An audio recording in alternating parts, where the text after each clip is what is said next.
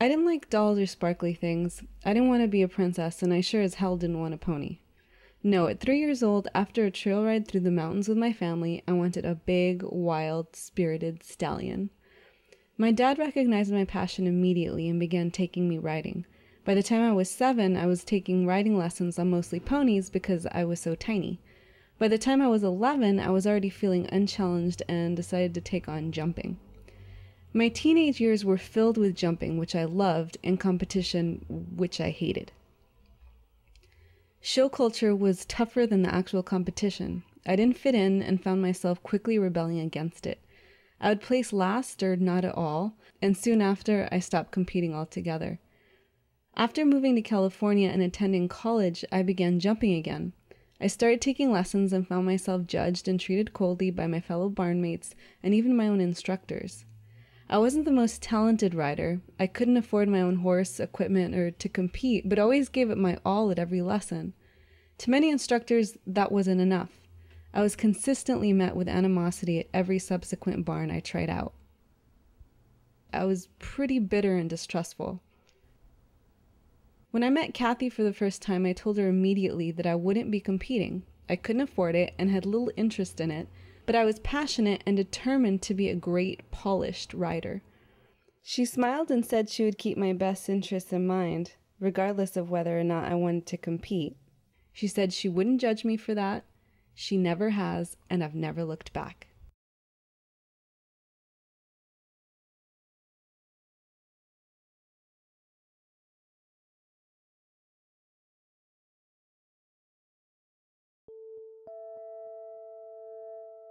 My name's Kathy Robertson. I train competitive jumping horses, give riding lessons to those interested in advancing their riding skills. I love the horses. It's kind of a form of freedom, and especially jumping is. It's a great adrenaline rush, and having a fast, clean go, that's a fabulous feeling. Earliest memory would be with my father. He'd just sit me right in front of him in the saddle, and we would go for a trail ride on either Saturday or Sundays. When I was a kid, my parents felt like I was getting a little too brave with the horses. So I started when I was 7, riding like lesson horses. When I became like 8 years old, I ended up riding in the community that I grew up in, and just always very fortunate that that area had a big draw for really good trainers. As a kid rider, there weren't a lot of, obstacles. My parents were really behind me, but then I lost my parents when I was a kid, and the riding became more difficult then, of just because I had to figure out ways to finance it for myself. Well, I worked a lot of different odd jobs in the horse industry, working as just a rider for other trainers. I started out by doing an up-down string, like a lesson horse string. Got a job up in the Bay Area here as like the head hunter jumper trainer. Ended up getting offered an opportunity to become an owner in that business, and did so. So I branched out from that and started up what I have today, which is Fox Valley Farm.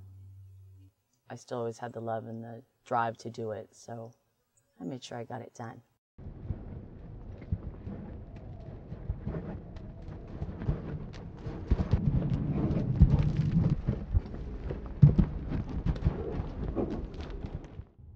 When I first started teaching, Wonderful. I had this idea in my head that everybody wanted to be a competitive rider.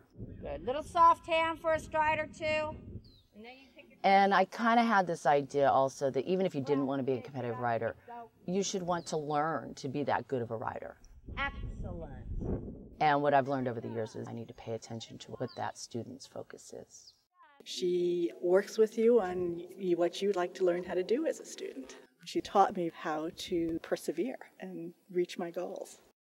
I had an instructor when I was a kid who made me understand what it took in order to be competitive and to be a really good rider and be very detail-oriented.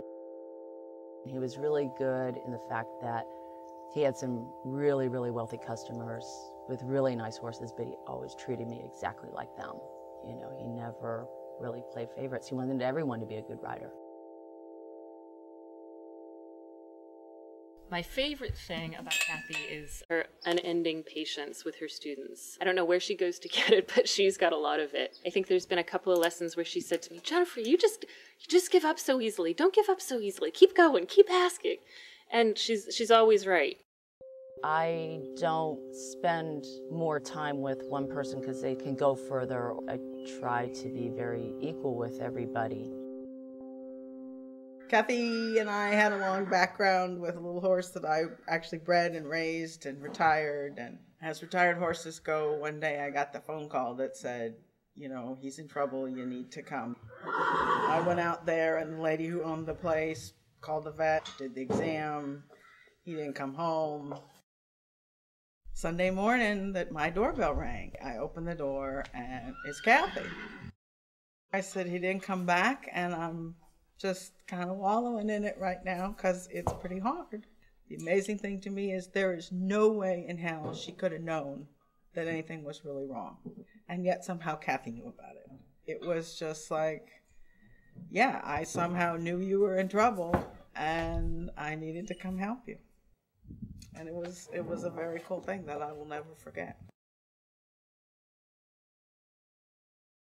I want them to feel as if they have some success, how great that feels when they kind of make a breakthrough and they feel that great oneness that you can be with that horse, that partner, that team, and how the two of you communicate without words.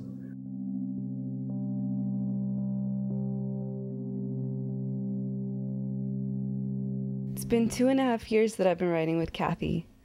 I found that oneness in a gentle giant named Mel. Kathy encouraged me to show, and surrounded by great friends, I had a blast. And even brought home a couple of second place ribbons.